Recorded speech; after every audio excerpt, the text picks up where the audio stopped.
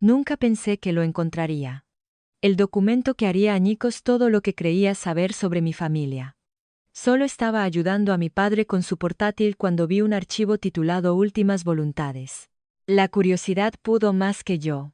Un solo clic y mi mundo se vino abajo. Se lo dejaban todo a mi primo Javier. Absolutamente todo. La casa en la que crecí, sus ahorros, incluso las joyas de la familia que me habían prometido desde que era niña. Las palabras estaban grabadas en la pantalla.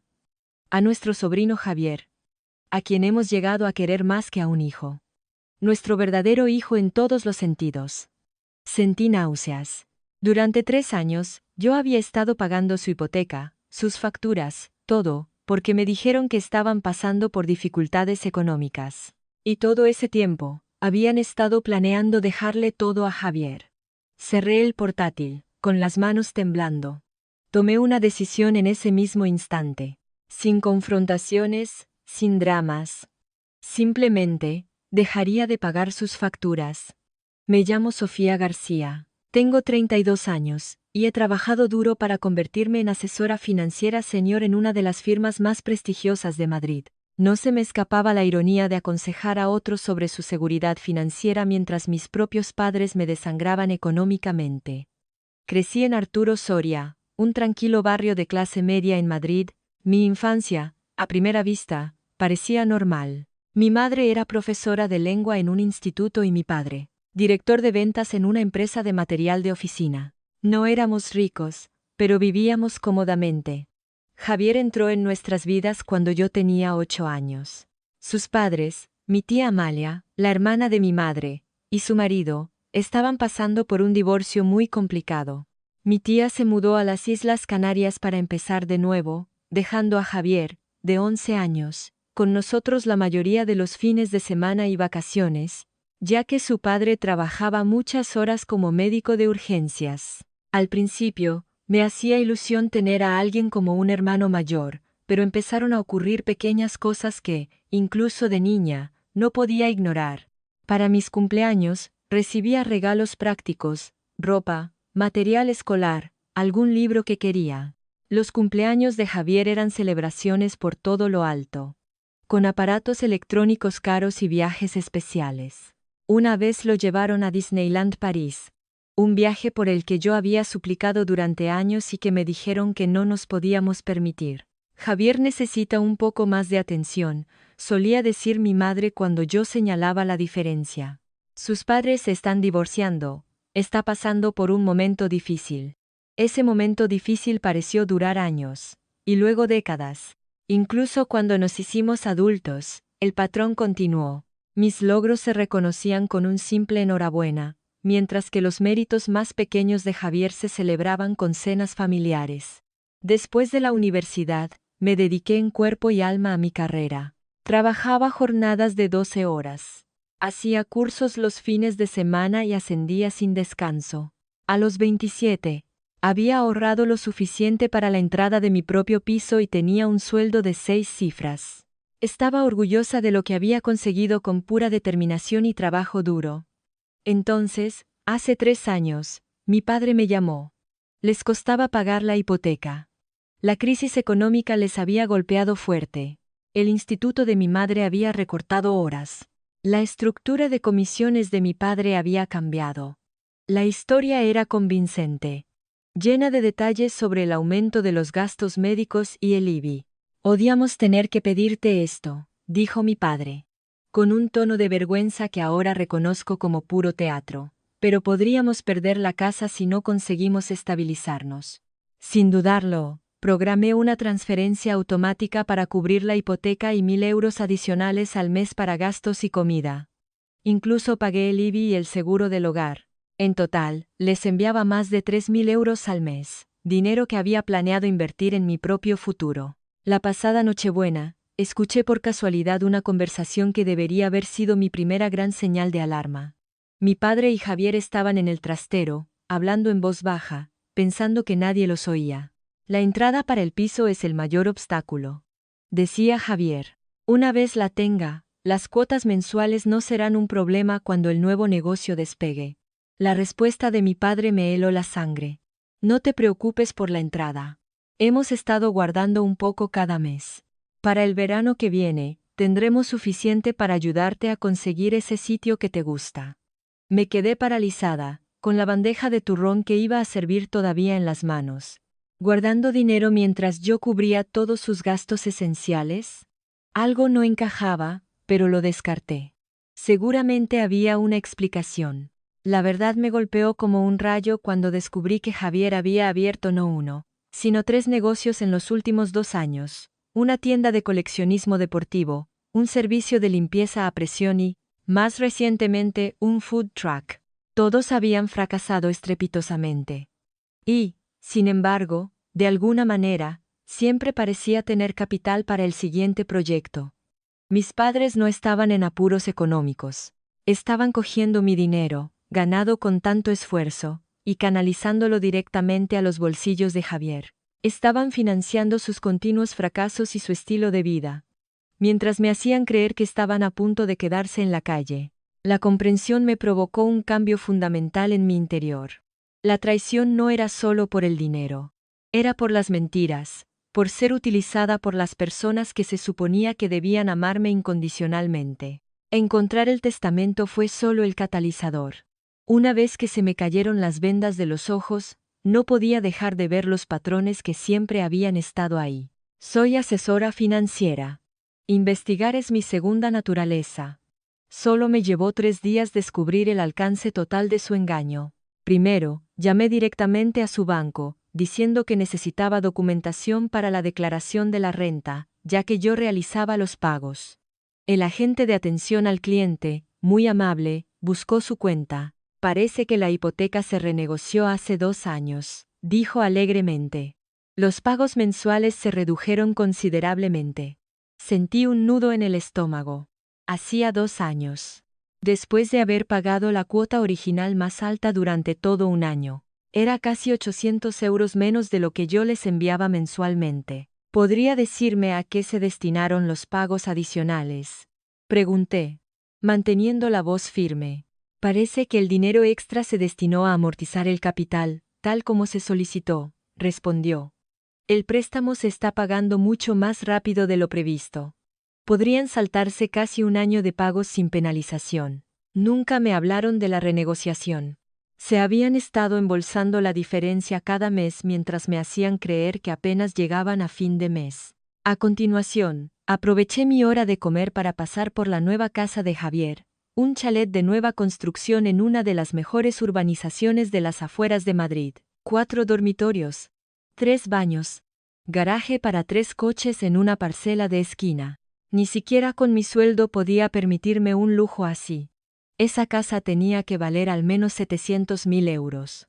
Aparqué al otro lado de la calle, y busqué el registro de la propiedad en el móvil. La casa se había comprado hacía 6 meses.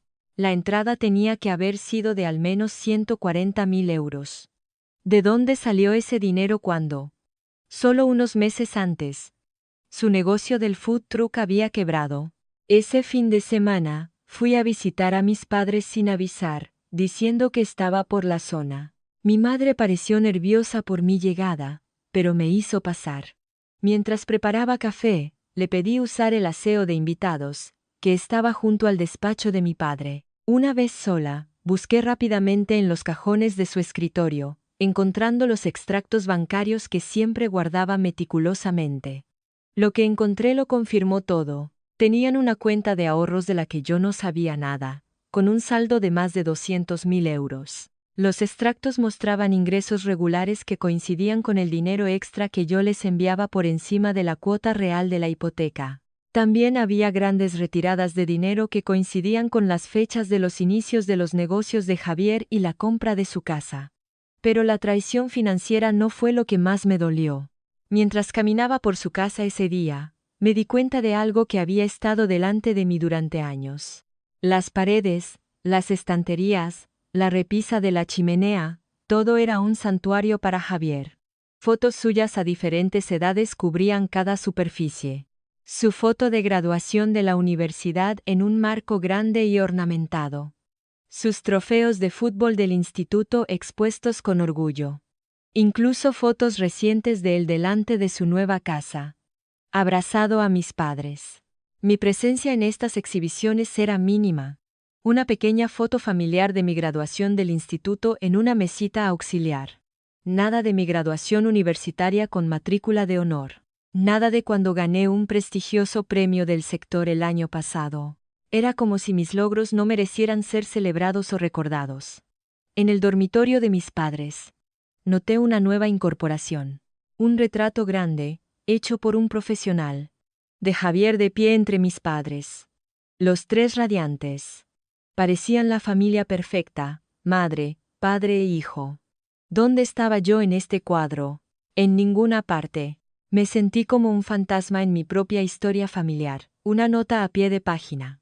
Una obligación que cumplieron hasta que tuve la edad suficiente para serles útil económicamente. Todos esos años, había pensado que su distancia emocional se debía simplemente a que no eran personas afectuosas, o que eran padres de la vieja escuela que no creían en los elogios excesivos. Qué equivocada había estado. La pieza final del rompecabezas encajó cuando estaba a punto de irme y vi el móvil de mi madre en la encimera de la cocina. Había salido a regar las plantas, dejándome un momento a solas. No debería haberlo hecho, pero algo me impulsó. Cogí su teléfono, que no tenía pantalla de bloqueo. Mi madre nunca se ha llevado bien con la tecnología. Allí estaban, los mensajes entre ella y mi padre. Me desplacé por las conversaciones recientes, y encontré las que hablaban de mí, de Javier. Del testamento. Sus palabras me cortaron más que cualquier cuchillo. Sofía siempre ha sido tan independiente, tan autosuficiente, había escrito mi madre. Se ha hecho a sí misma sin nosotros. Javier realmente valora a la familia.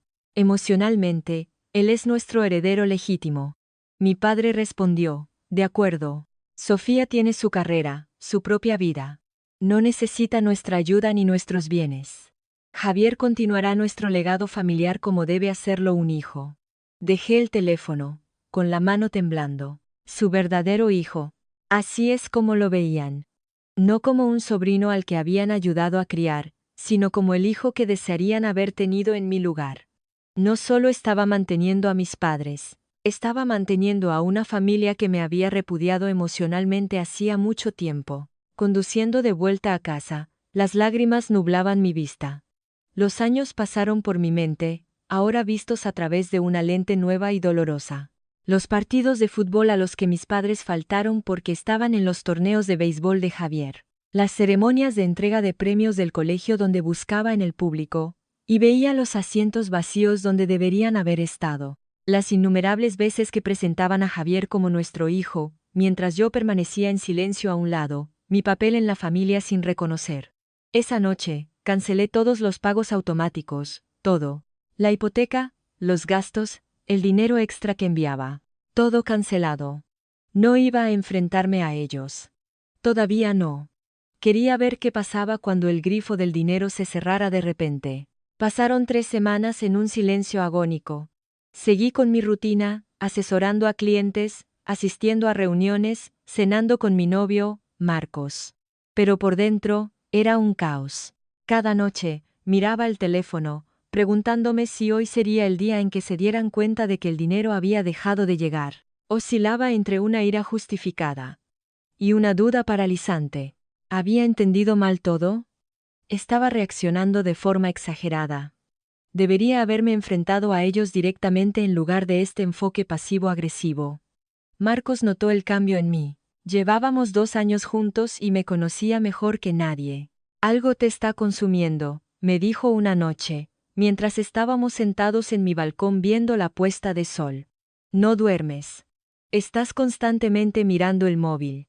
¿Qué pasa, Sofía? No se lo había contado a nadie, demasiado avergonzada de admitir que mis propios padres me habían estafado. Pero la genuina preocupación de Marcos rompió mis defensas, y todo salió a borbotones. El testamento, el engaño financiero, los años de abandono emocional en favor de Javier.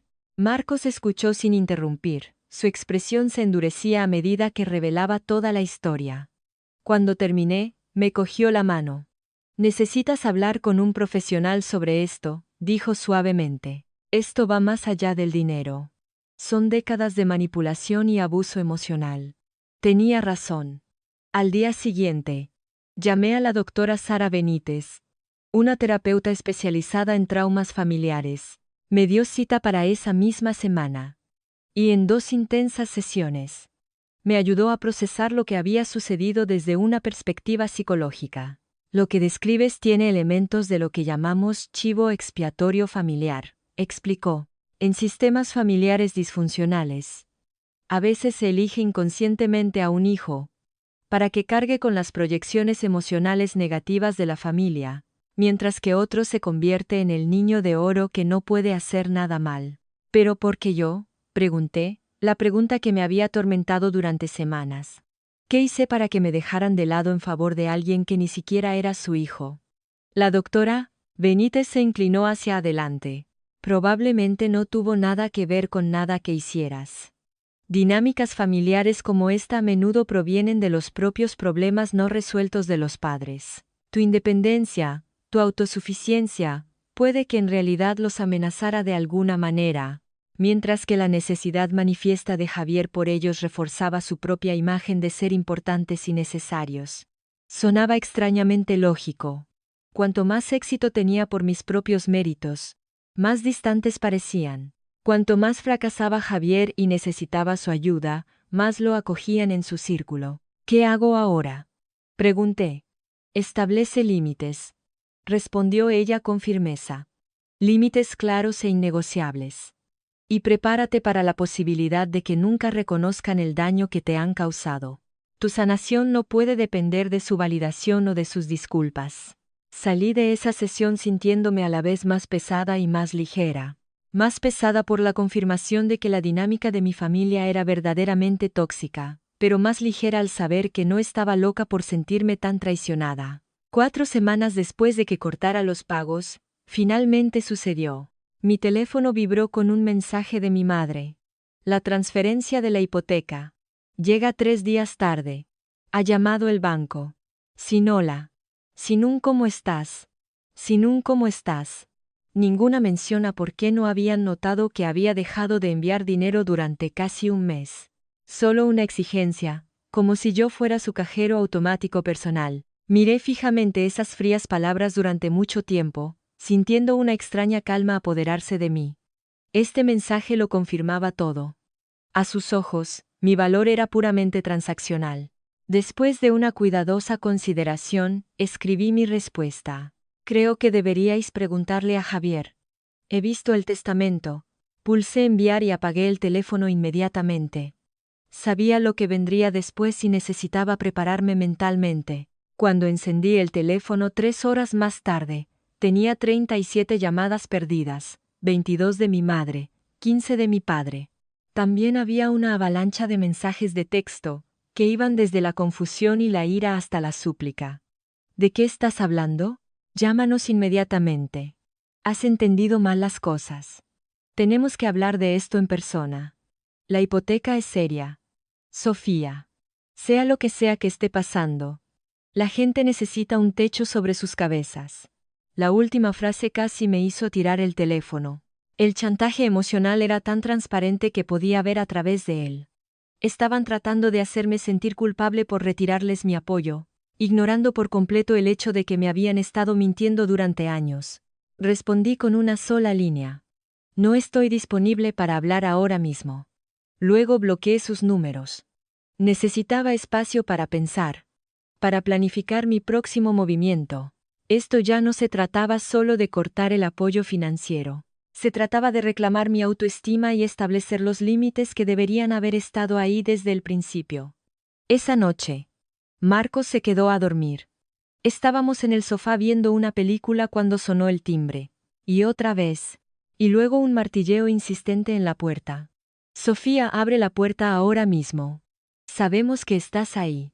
La voz de mi padre era más furiosa de lo que nunca la había oído. Marcos me miró, preocupado. No tienes que hablar con ellos si no estás preparada, dijo.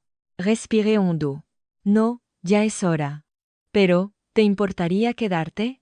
Necesito apoyo. Él asintió, apretando mi mano mientras yo iba hacia la puerta. La abrí para encontrar no solo a mis padres, sino también a Javier. Los tres parecían haber venido corriendo, en pánico. Esto no iba a ser una discusión racional. Iba a ser una emboscada. ¿Cómo te atreves a leer documentos privados en el ordenador de tu padre? Espetó mi madre antes de que yo pudiera decir una palabra. Su cara estaba roja, su pelo, normalmente impecable, estaba desordenado. Me hice a un lado, dejándolos entrar en mi piso, manteniendo la compostura. Adelante, creo que tenemos mucho de qué hablar.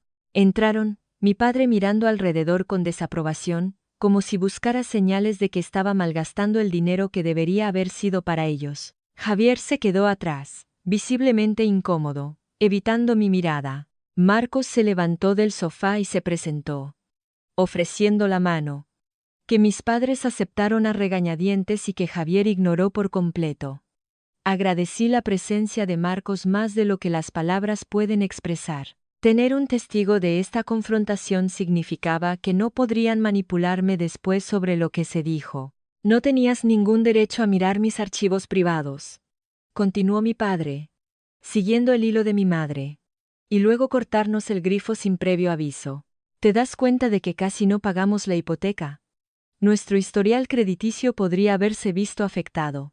Dejé escapar una pequeña risa incrédula. Eso es increíble, papá. ¿Te preocupa tu historial crediticio cuando acabo de descubrir que me has estado mintiendo durante años? Nunca te hemos mentido, intervino mi madre rápidamente. Necesitábamos ayuda y tú ayudaste. Me dijisteis que estabais luchando por llegar a fin de mes, respondí con calma. Y sin embargo, de alguna manera acumulasteis una cuenta de ahorros de más de 200.000 euros. Me dijisteis que vuestra hipoteca estaba en riesgo. Pero la renegociasteis hace 2 años y os embolsasteis la diferencia que yo os enviaba. Usasteis mi dinero para financiar los negocios fallidos de Javier y la entrada de su casa. Javier se revolvió incómodo. No me metas en esto. Esto es entre tú y tus padres. Me volví hacia él, años de resentimiento reprimido saliendo a la superficie. ¿Ah, sí, Javier? Porque el testamento que encontré te pone justo en el centro de todo. Te lo dejan todo a ti. Su verdadero hijo. Esas fueron las palabras exactas. La expresión de mi madre cambió de ira a algo más calculado. Estás malinterpretando las cosas, Sofía. Javier es como un hijo para nosotros. Eso no disminuye tu lugar en la familia. Entonces, ¿por qué no se me menciona en el testamento? ¿Por qué le estabais pasando mi apoyo financiero a escondidas? ¿Por qué vuestra casa es un santuario para sus logros mientras que los míos apenas se reconocen? Mi padre se acercó, su tono condescendiente. Sofía siempre ha sido difícil. Siempre cuestionando, siempre desafiando. Javier entiende la lealtad y el respeto familiar. Lealtad, repetí, mi voz subiendo a pesar de mis esfuerzos por mantener la calma. ¿Es leal aprovecharse de tu propia hija? ¿Explotarla financieramente mientras planeas dejarle todo a otra persona? Tú no necesitas una herencia, dijo mi madre con desdén. Tienes una carrera de éxito, tu propio piso. Javier está orientado a la familia. Él continuará nuestras tradiciones. La implicación era clara. Yo no estaba lo suficientemente orientada a la familia. Mi éxito e independencia estaban siendo usados en mi contra, retorcidos en una justificación para su traición. ¿Y cuál es vuestra tradición?, pregunté. ¿Enseñarle a vuestra hija que su único valor es monetario? ¿Mostrarle que no importa cuánto trabaje o cuánto dé, nunca será suficiente? Javier finalmente habló. Mira, yo no pedí que me incluyeran en su testamento. No sabía nada de eso. Lo miré directamente a los ojos. ¿En serio, Javier? ¿No sabías que te estaban ayudando a comprar una casa de 700.000 euros? ¿No sabías que estaban financiando tus negocios? ¿Y esperas que me lo crea? Apartó la mirada, incapaz de mantener el contacto visual ante una mentira tan flagrante. La verdad es, dijo mi padre, su voz volviéndose extrañamente casi triste, que nunca encajaste del todo, Sofía. Desde que eras pequeña, siempre fuiste diferente, independiente. Javier nos necesitaba. Tú nunca pareciste necesitarlo. Esas palabras me golpearon como un puñetazo. No encajaba en mi propia familia porque era independiente. Porque trabajé duro y me hice una vida sin necesitar vuestra ayuda constante. Mi madre asintió. Siempre nos sentimos más como espectadores en tu vida que como padres. Con Javier, nos sentimos necesarios, apreciados, respetados. Me quedé allí, momentáneamente sin palabras. Estaban tratando de justificar su abandono emocional diciendo que yo era demasiado autosuficiente. Justo en ese momento, la puerta principal se abrió. Marcos había salido discretamente unos minutos antes. Y ahora volvía a entrar, guardando su teléfono en el bolsillo con una mirada significativa hacia mí. Entendí al instante lo que había hecho. Había grabado la conversación, lo cual es legal en nuestro país siempre que una de las partes dé su consentimiento. Creo que ya hemos oído suficiente, dijo Marcos en voz baja, acercándose para ponerse a mi lado. Sofía os ha apoyado durante años. Y así es como le pagáis su lealtad. Diciéndole que no encaja en su propia familia. Mi madre miró a Marcos con abierta hostilidad. Esto es un asunto de familia. No tienes ningún derecho a estar en esta conversación. En realidad, sí lo tiene, dije, encontrando mi voz de nuevo. Marcos es mi familia elegida. La familia que me valora por quien soy, no por lo que puedo dar. Respiré hondo, recuperando la compostura antes de continuar. Creo que necesito un tiempo. He oído suficiente esta noche para saber que esta no es una relación sana para ninguno de nosotros. Quiero que os vayáis. Ahora. Mi padre parecía atónito. ¿Nos estás echando? Después de todo lo que hemos hecho por ti. Casi me río de lo absurdo. ¿Qué habéis hecho por mí? Aparte de quitarme mi dinero con falsos pretextos y planear dejar todos vuestros bienes a Javier. Te criamos. Espetó mi madre, indignada. Te alimentamos, te vestimos, te dimos un techo. Esa es la mínima responsabilidad de un padre, respondí. No es algo por lo que se obtengan puntos extra. Y ciertamente no os da derecho a utilizarme como adulta. Javier comenzó a moverse hacia la puerta, claramente ansioso por escapar de la atmósfera cargada. Yo me voy. Esto es entre vosotros tres. Mientras se dirigían a regañadientes hacia la salida, mi padre se volvió. Esto no ha terminado, Sofía. No puedes simplemente cortarnos de tu vida. Somos tus padres. Lo miré directamente a los ojos. Sí, puedo. Y hasta que estéis dispuestos a admitir lo que habéis hecho, y a enmendarlo de verdad, eso es exactamente lo que voy a hacer. Después de que se fueran, me derrumbé en el sofá, emocionalmente agotada. Marcos se sentó a mi lado, rodeándome con un brazo. Lo has hecho muy bien, dijo suavemente. Y lo he grabado todo, tal como me pediste. Cada palabra. Me apoyé en él, inmensamente agradecida por su apoyo. Gracias. Tengo la sensación de que vamos a necesitar esa grabación. Esta confrontación no era el final. Era el comienzo de un largo y doloroso proceso de establecer límites y reclamar mi autoestima. Pero por primera vez en semanas, sentí una sensación de claridad. No estaba loca, no estaba reaccionando de forma exagerada. Sus propias palabras habían confirmado todo lo que sospechaba sobre mi lugar en mi familia. Ahora, tenía que decidir qué hacer con esa información, cómo protegerme mientras luchaba por lo que era legítimamente mío, tanto emocional como financieramente. En la semana que siguió a la confrontación, me sumergí en la investigación y la planificación. Esto era más que una ruptura emocional familiar. Había serios problemas financieros y potencialmente legales en juego. Necesitaba abordar esto estratégicamente, no reactivamente. Mi primer paso fue consultar a Patricia Montes, una abogada especializada en derecho de familia y sucesiones. Llevé copias de todos mis registros financieros, cada pago que había hecho a mis padres durante los últimos 3 años, que ascendían a casi 120.000 euros. Patricia escuchó mi historia atentamente, tomando notas meticulosamente.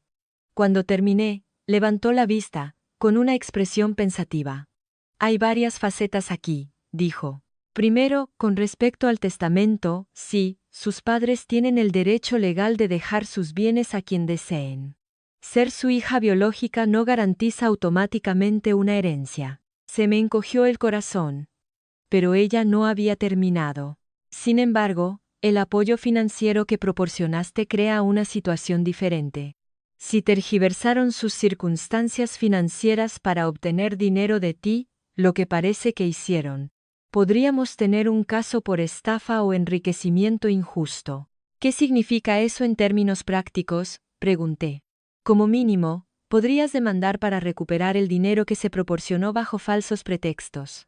Los mensajes de texto, los extractos bancarios y esa grabación que hizo tu novio serían pruebas valiosas. Pero debo advertirte, añadió, demandar a miembros de la familia a menudo daña las relaciones de forma irreparable. ¿Estás preparada para esa posibilidad? Lo había estado pensando. La relación ya estaba gravemente dañada. ¿La haría irreparable emprender acciones legales? Decidí que no quería demandarlos, no todavía. Pero quería tener todo preparado por si acaso. ¿Podemos documentarlo todo y tenerlo listo para actuar?, pregunté. Patricia asintió. Un enfoque inteligente. Prepararemos el caso, pero no lo presentaremos todavía. A veces, la mera amenaza de un litigio es suficiente para llevar a la gente a la mesa de negociación. Durante los días siguientes, organicé meticulosamente cada registro financiero, los extractos bancarios que mostraban las transferencias a mis padres, los mensajes de texto pidiendo dinero, la transcripción de nuestra confrontación donde admitían implícitamente que no necesitaban la ayuda financiera. Creé una cronología detallada de todo mi apoyo financiero, yuxtapuesta con los proyectos empresariales y la compra de la casa de Javier, mostrando la clara correlación. Mientras tanto, mis padres lanzaron su propia campaña para dañar mi reputación dentro de la familia. Mi teléfono se llenó de mensajes de tías, tíos y primos. Todos expresando su preocupación por el hecho de que había abandonado a mis padres en su momento de necesidad. ¿Cómo has podido darles la espalda cuando más te necesitan?, escribió mi tía Lidia. Te lo dieron todo y así es como se lo pagas, decía un mensaje de mi tío Roberto. Estaba claro que mis padres estaban tejiendo una narrativa en la que ellos eran las víctimas, y yo la hija ingrata y egoísta que los había abandonado. Le estaban diciendo a todo el mundo que se enfrentaban a un embargo porque yo había dejado de ayudarlos de repente, omitiendo convenientemente el hecho de que me habían estado mintiendo durante años y planeaban desheredarme, en lugar de enzarzarme en una batalla familiar. Respondí de forma simple y consistente. La situación es más compleja de lo que os han contado. Quiero a mis padres y deseo lo mejor para todos. Pero necesito establecer algunos límites saludables. 2 semanas después de la confrontación, recibí una llamada de un número desconocido. Era el banco de Javier. Al parecer, me había puesto como referencia en una solicitud de préstamo, y estaban haciendo una llamada de verificación. Me quedé atónita. Después de todo lo que había pasado, todavía estaba tratando de usar nuestra conexión para su propio beneficio financiero. Me negué a dar la referencia y llamé inmediatamente al número de mis padres, que había desbloqueado por conveniencia. Mi padre contestó, su voz tensa. ¿Qué pasa, Sofía? Estamos ocupados. Papá, ¿eres consciente de que Javier acaba de solicitar otro préstamo y me ha usado como referencia sin preguntarme? Su vacilación lo dijo todo. Está teniendo algunos problemas temporales de liquidez con el nuevo negocio. No es nada serio. Está empezando otro negocio después de 3 fracasos. Todo el mundo tiene contratiempos. Al menos él está tratando de construir algo. No solo trabajando para otra persona. El desprecio por mi éxito profesional me dolió. Pero me mantuve en mi objetivo. ¿Cómo están vuestras finanzas desde que dejé de cubrir vuestros gastos? Hubo una larga pausa. Nos las arreglamos. Es ajustado, pero encontraremos una manera. Después de colgar, hice algo que probablemente no debería haber hecho. Verifiqué su informe de crédito. Como asesora financiera, tengo acceso a bases de datos financieras, y aunque usarlo para fines personales era éticamente cuestionable, necesitaba entender la imagen completa. Lo que encontré me sorprendió. Se habían retrasado en 2 pagos de tarjetas de crédito y en la hipoteca. Su historial crediticio, antes excelente, se había desplomado sin mi inyección mensual de efectivo. Realmente estaban en apuros, no por falta de dinero, sino porque habían canalizado tanto a Javier que su estilo de vida se había vuelto completamente dependiente de mis contribuciones. Al día siguiente, recibí una llamada frenética de mi madre. Sofía, el banco ha vuelto a llamar por la hipoteca. Necesitamos ese dinero. No puedes dejarnos así. Mamá, ¿dónde está vuestra cuenta de ahorros? La de más de 200.000 euros. Otro silencio revelador. ¿Cómo sabes de eso? Vi los extractos, mamá. ¿A dónde ha ido ese dinero? Eso no es asunto tuyo, dijo a la defensiva. Son nuestros ahorros para la jubilación. ¿En serio? ¿O se ha ido al último proyecto de Javier? ¿O a sus deudas de juego? ¿Deudas de juego? ¿De qué estás hablando? La genuina confusión en su voz me hizo detenerme. ¿No lo sabían? Decidí dejar el tema por el momento hasta tener más información. Mamá, no puedo seguir apoyándoos financieramente mientras me mentís sobre vuestras necesidades y planeáis dejarle todo a Javier. No se trata de la herencia. Se trata del engaño, de la explotación. Nunca te explotamos, dijo, su voz endureciéndose. Tú ofreciste ayudar. Nunca te obligamos. Inventasteis una historia falsa de que estabais a punto de perder vuestra casa. Eso es explotación. Mamá. La conversación terminó con ella colgándome, pero confirmó mis sospechas. Sin mi apoyo financiero, mis padres se enfrentaban a dificultades reales por primera vez, y parecía que no estaban completamente al tanto de las actividades de Javier. Necesitaba profundizar en la situación de Javier. ¿Qué había pasado con todo el dinero que mis padres le habían dado? ¿Por qué estaba pidiendo más préstamos cuando acababa de comprar una casa cara, y supuestamente tenía el respaldo financiero de mis padres? La respuesta vendría de una fuente inesperada. Una que cambiaría toda la dinámica de este conflicto familiar. 3 días después, recibí un correo electrónico de una dirección desconocida, ana.valles@email.com. El asunto era simplemente sobre Javier y tus padres. Casi lo borro, pensando que era spam. Pero algo me hizo abrirlo. Era de Ana Valles, la exnovia de Javier. Habían salido durante casi 2 años antes de romper, unos 6 meses antes.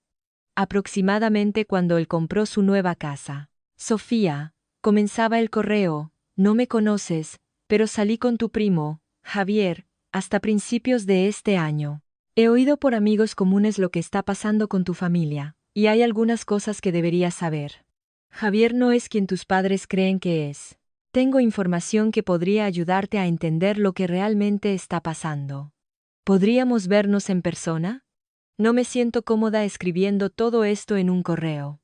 Me sentía a la vez escéptica e intrigada.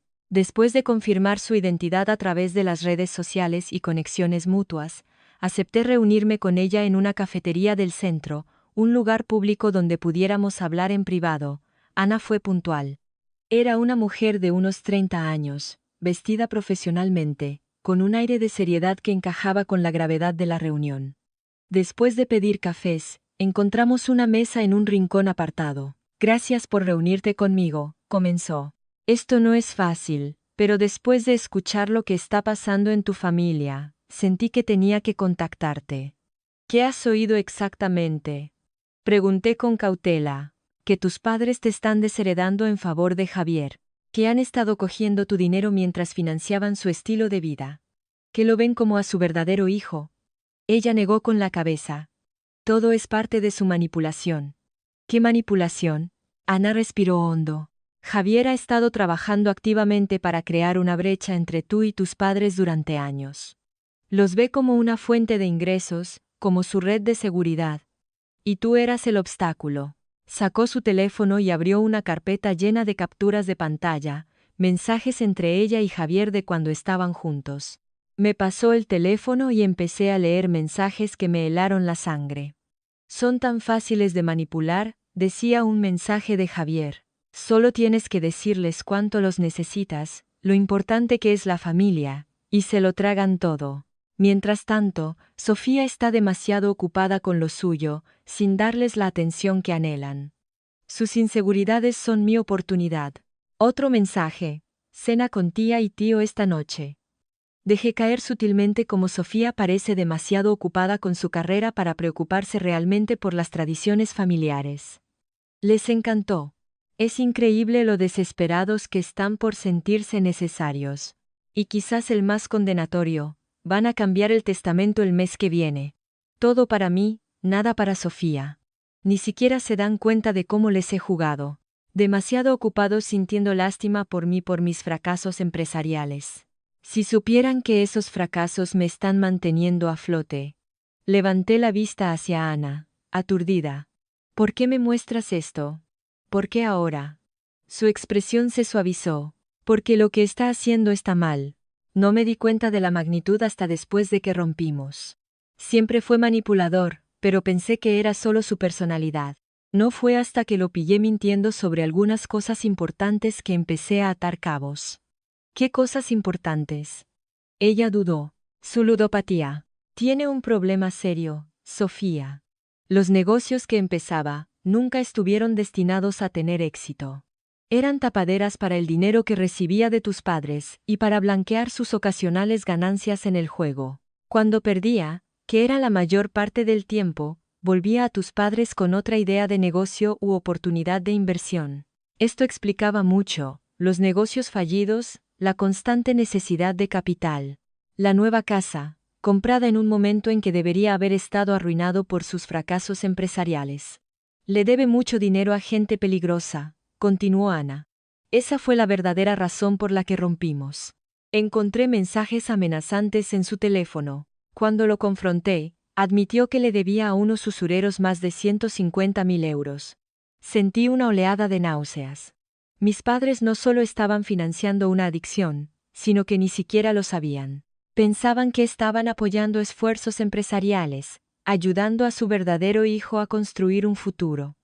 En cambio, estaban permitiendo un hábito destructivo que podría ponerlos a todos en peligro. Hay más, dijo Ana en voz baja.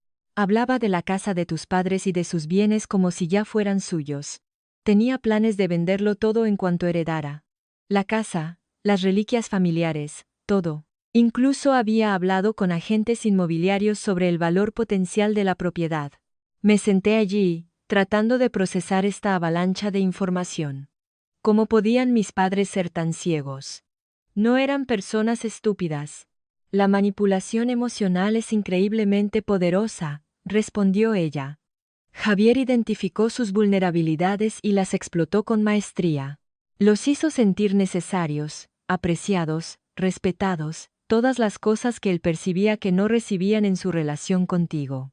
No porque no se las dieras, sino porque él trabajó activamente para que creyeran que no lo hacías. ¿Tienes alguna otra prueba además de estos mensajes? Pregunté. Por muy incriminatorios que fueran, podrían no ser suficientes para convencer a mis padres, quienes podrían descartarlos como sacados de contexto o fabricados. Ana asintió. Llevé un diario durante nuestra relación. Tengo fechas, horas, conversaciones específicas donde Javier detallaba su estrategia para manipular a tus padres. Tengo cadenas de correos electrónicos donde discute sus deudas de juego y sus planes para liquidar sus bienes. Prometió recopilarlo todo y enviármelo de forma segura. Cuando nos separamos, me tocó el brazo. Ten cuidado, Sofía. Javier no se tomará esto a la ligera. Ha invertido años en esta manipulación. No renunciará a su futura herencia sin luchar. Conduje a casa aturdida. Mi mente dando vueltas con estas revelaciones. Esto ya no se trataba de que mis padres prefirieran a Javier. Se trataba de una manipulación deliberada y calculada por parte de alguien que se aprovechaba de sus vulnerabilidades emocionales para obtener ganancias financieras. A la mañana siguiente, recibí otra llamada inesperada. Esta vez era mi abuela, Leonor Reyes. A sus 84 años, seguía tan lúcida como siempre y siempre había sido la brújula moral de la familia. Sofía, dijo cuando contesté. Tenemos que hablar de lo que está pasando con tus padres. ¿Puedes venir a comer hoy? Acepté de inmediato. Siempre había sido una roca en la familia, y su perspectiva sería inestimable. Cuando llegué a su impecable casa en las afueras, me estaba esperando con una comida casera y una expresión seria. Después de los saludos iniciales, fue directa al grano. Tu madre me llamó, muy disgustada por vuestra discusión. Me contó su versión de la historia, pero quiero escuchar la tuya. Le conté todo, el descubrimiento del testamento, el engaño financiero, la confrontación y ahora, las revelaciones sobre la manipulación y la ludopatía de Javier. Escuchó sin interrumpir, asintiendo de vez en cuando como si las piezas de un rompecabezas estuvieran encajando. Cuando terminé, dejó escapar un profundo suspiro. He sospechado que algo no iba bien durante años. La forma en que ponían a Javier en un pedestal mientras te minimizaban nunca me sentó bien. ¿Por qué crees que fueron tan susceptibles? Pregunté. La pregunta que me había estado persiguiendo. La mirada de mi abuela se volvió distante. Tu madre siempre ha luchado con la inseguridad. De niña, siempre buscaba aprobación, validación, tu padre también. Necesita sentirse necesitado para sentirse importante. Cuando te volviste tan independiente, tan exitosa, lo interpretaron como que ya no los necesitabas. Pero eso no es justo, protesté. No quieren los padres que sus hijos sean autosuficientes. En familias sanas, sí respondió. Pero tu madre. Hay algo que deberías saber. Cuando era joven, vivió a la sombra de su hermana. Amalia era la guapa, la popular, la que acaparaba toda la atención. Tu madre era la responsable, la fiable, pero nunca recibió el mismo tipo de atención. Hizo una pausa, pareciendo sopesar sus siguientes palabras. Creo que, de alguna manera, se resintió de tu independencia y éxito. Le recordaba esas viejas inseguridades. Y Javier, consciente o inconscientemente, se aprovechó de esa vulnerabilidad en ella. La hizo sentir importante, necesaria, validada de una manera que tu autosuficiencia no lo hacía. Esta perspectiva iluminó toda mi infancia con una nueva luz. La distancia emocional de mi madre, su evidente favoritismo por Javier, no se trataba solo de que él estuviera más orientado a la familia, se trataba de sus propias inseguridades y celos no resueltos. ¿Qué debo hacer, abuela?, pregunté. No puedo seguir apoyándolos financieramente, no sabiendo a dónde va realmente el dinero. Pero tampoco quiero abandonarlos a la manipulación de Javier. Extendió la mano sobre la mesa y cogió la mía. Esta familia necesita la verdad, Sofía. La verdad dolorosa e incómoda. Creo que es hora de una verdadera reunión familiar. Conmigo como moderadora. Trae tus pruebas. Me aseguraré de que todos escuchen. Mi abuela era universalmente respetada en la familia. Si alguien podía facilitar una conversación productiva, era ella. Te ayudaré a prepararte, dijo. Y sin importar cómo reaccionen, recuerda esto, siempre he estado muy orgullosa de ti. Tu independencia, tu integridad, son virtudes, no defectos. No dejes que nadie te haga sentir lo contrario. Salí de su casa sintiéndome a la vez ansiosa y esperanzada. El camino por delante sería difícil. Pero por primera vez, tenía un aliado. Tenía pruebas. Y lo más importante, tenía una comprensión más profunda de la compleja dinámica emocional que había moldeado a mi familia. La verdad iba a salir a la luz. Si mis padres podrían manejarla, y si nuestra relación podría sobrevivir, estaba por verse. La reunión familiar se fijó para el sábado por la tarde en casa de mi abuela. Territorio neutral.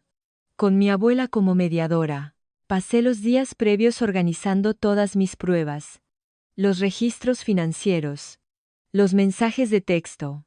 Los correos electrónicos y la información que Ana había proporcionado sobre la ludopatía y la manipulación de Javier. Marcos se ofreció a venir conmigo, pero decidí que esto tenía que ser solo familia.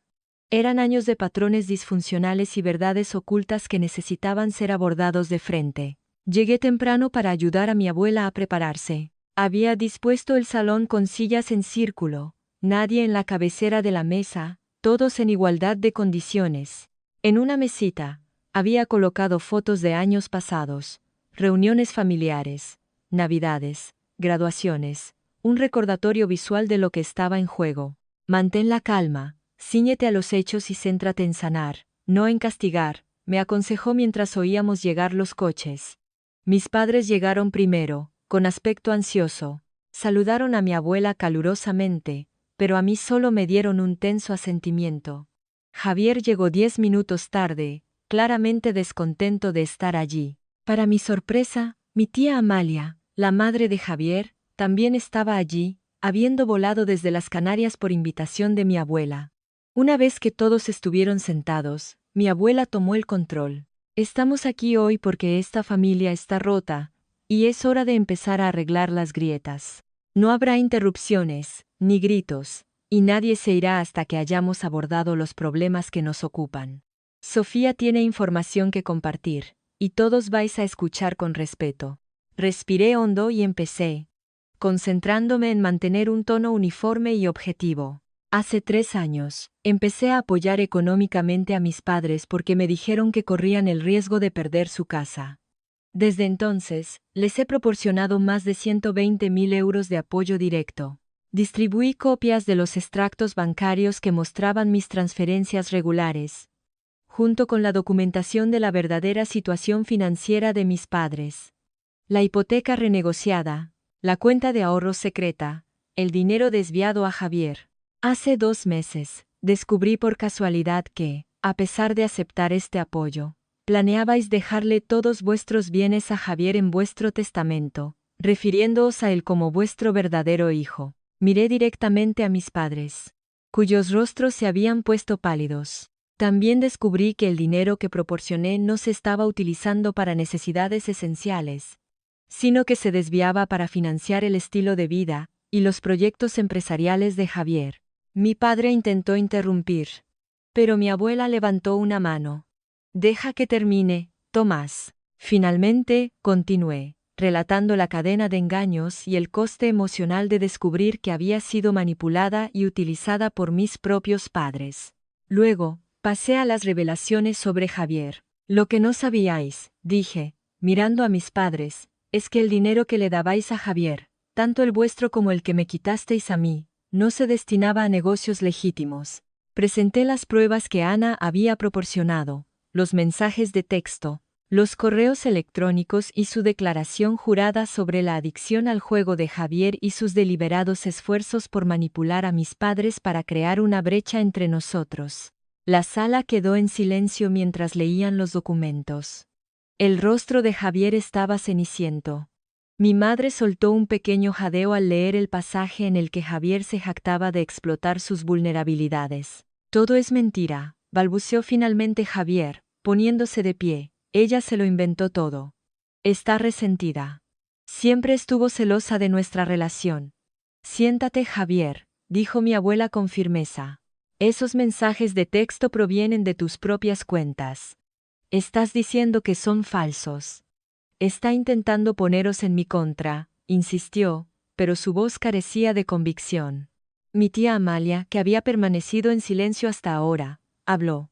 Javier, reconozco tu forma de escribir, las frases que usas. Esos son tus mensajes. Se volvió hacia mis padres. Luisa, Tomás, no tenía ni idea de que esto estaba pasando. Sabía que erais cercanos a Javier, pero nunca imaginé que explotaría esa relación de esta manera. Mi madre lloraba en silencio, los papeles temblando en su mano. Mi padre estaba sentado rígidamente, su rostro inexpresivo. Hay una cosa más que deberíais saber, dije en voz baja. Javier tiene deudas masivas con gente peligrosa por el juego. Su hipoteca está en mora. Los negocios que le ayudasteis a empezar nunca estuvieron destinados a tener éxito. Eran una tapadera para su juego, y una forma de explicar las entradas de dinero cuando ganaba ocasionalmente. Javier se dirigió bruscamente hacia la puerta. No tengo por qué escuchar estas mentiras. Si te vas ahora, Javier, lo estás confirmando todo, le gritó mi abuela. Quédate y defiéndete si de verdad es mentira. Dudó, luego abrió la puerta de un tirón y se fue, cerrándola de golpe tras de sí. El silencio que siguió fue ensordecedor. No quiero creerlo, susurró finalmente mi madre. Pero con todo expuesto así, ¿cómo hemos podido ser tan ciegos? Mi padre hundió la cabeza entre las manos. Todo ese dinero. El dinero que nos enviaste. Sofía. Nuestros ahorros. Mi tía Amalia se sentó junto a mi madre, rodeándola con un brazo. Luisa, a todos nos han engañado las personas que amamos. La pregunta es ¿qué vais a hacer ahora con la verdad? Mi abuela retomó el control. Tomás, Luisa, creo que es hora de que reconozcáis el daño que le habéis hecho a Sofía. No solo la explotación financiera, sino los años de abandono emocional mientras elevabais a Javier a un lugar que no merecía. Mis padres se miraron. Un entendimiento silencioso pasando entre ellos. Mi padre se volvió hacia mí, con los ojos llenos de vergüenza. No tenemos excusa, dijo en voz baja. Nos equivocamos, de forma terrible e imperdonable. No sé si alguna vez podrás perdonarnos. Pero quiero que sepas que ahora lo veo. Todo. ¿Cómo nos aprovechamos de tu bondad? ¿Cómo no valoramos a nuestra propia hija? Mi madre habló entre sollozos. He sido tan injusta contigo, Sofía. Amalia tiene razón. Estábamos ciegos, no solo por la manipulación de Javier, sino por nuestros propios problemas. Creo que estaba celosa de tu independencia, de tu éxito, de tu capacidad para construir una vida sin necesitar la validación constante de los demás. Miró a su hermana. Estaba tan celosa de ti como cuando éramos niñas. Y repetí el mismo patrón con mi propia hija. Fue lo más honesto que mi madre había sido conmigo. Esa confesión llegó a la raíz de nuestra fracturada relación. Por primera vez, estaba viendo y reconociendo su papel en nuestra dinámica. ¿A dónde vamos desde aquí?, preguntó mi padre, con aspecto perdido. Mi abuela habló de nuevo.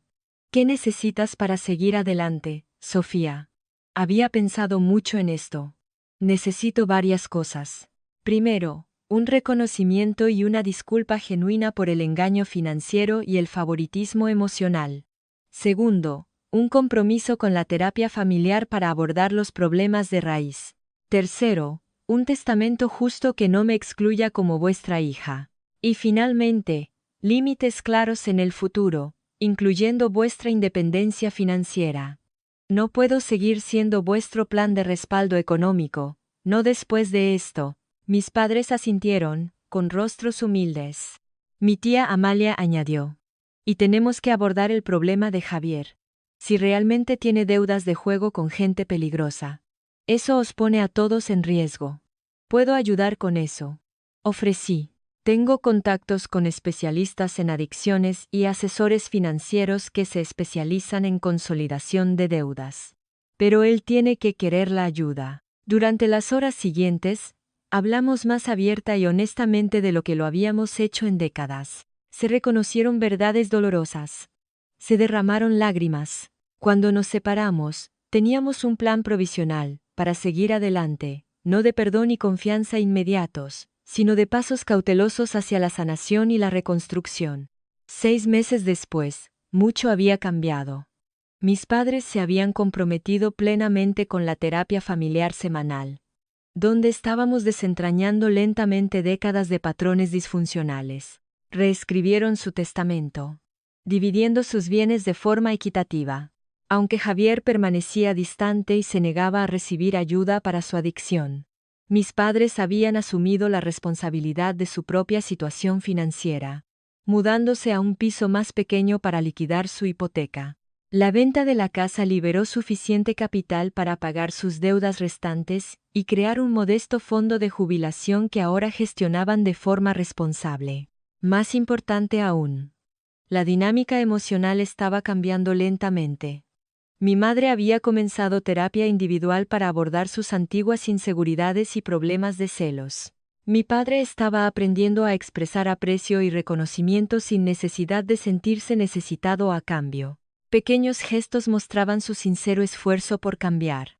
Mi madre creó una pared de fotos en su nuevo hogar, celebrando mis logros junto con los recuerdos familiares.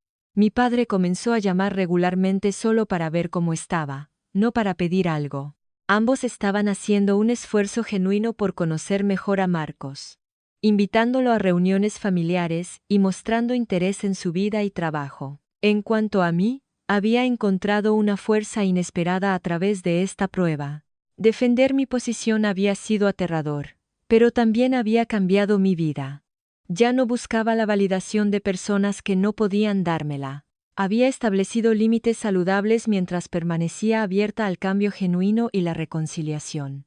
Mi abuela se había convertido en una parte aún más integral de mi vida, nuestros almuerzos semanales una tradición preciada. Mi tía Amalia y yo nos habíamos vuelto más cercanas, encontrando un terreno común en nuestras experiencias con la disfunción familiar.